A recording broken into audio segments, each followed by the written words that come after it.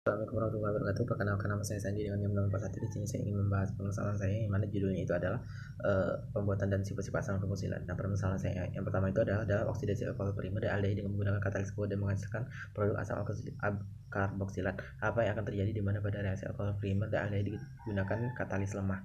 Nah, alasan saya mengambil permasalahan ini kan dari pernyataan soalnya, yang mana juga terdapat pada blog saya bahwasanya oksidasi alkohol primer dan aldehyde dengan menggunakan katalis dapat menghasilkan produk asam karboksilat. Nah, bagaimana apabila digunakan katalis lemah? Nah, ini menjadi alasan permasalahan saya. Nah, bukti itu terdapat pada blog saya. Paragraf terakhir permasalahan ini dijawab oleh saudari Masita. Dari jawabannya saya menyatakan salah karena dia hanya menjelaskan dia tidak menjelaskan atau menyatakan tentang apa penyebabnya, dan berbagai pernyataan juga di mana menjelaskan hanya tidak langsung menjadi asam karboksilat.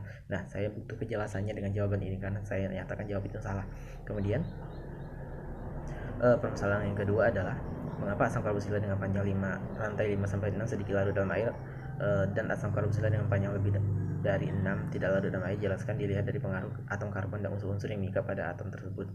Nah, alasan saya mengambil masalah ini kan pada rantai 5 sampai 6 sedikit larut dalam air, asam karboksilat dengan panjang rantai lebih dari 6 tidak larut dalam air. Nah, apa yang menyebabkan? Nah, itulah alasan saya mengapa saya mengambil permasalahan ini.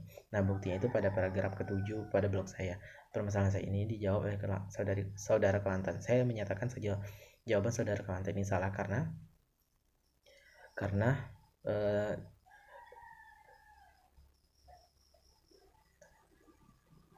saya tidak setuju dengan jawaban yang diberikan Kelantan karena Kelantan tidak menjelaskan sifat hidrofobik dari masing-masing rantai akil pada jawabannya itu.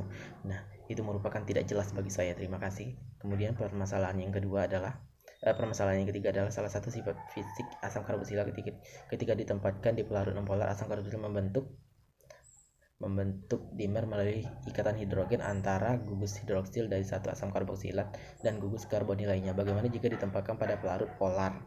Nah, alasan saya mengambil masalah ini kan sifat fisik asam karboksilat itu kan apabila ditempatkan pelarut non polar akan membentuk dimer. Nah, bagaimana ditempatkan pada pelarut polar? Nah, bukti dan alasan itu terdapat pada blog saya pada paragraf terakhir, dan permasalahan ini dijawab oleh saudari Emma. Namun dari jawaban saudari Emma saya menyatakan salah dan saya tidak setuju dengan jawabannya karena sangat rancu tingkat kebenarannya, karena menurut saya tidak jelas, tidak relevan. Kemudian terima kasih.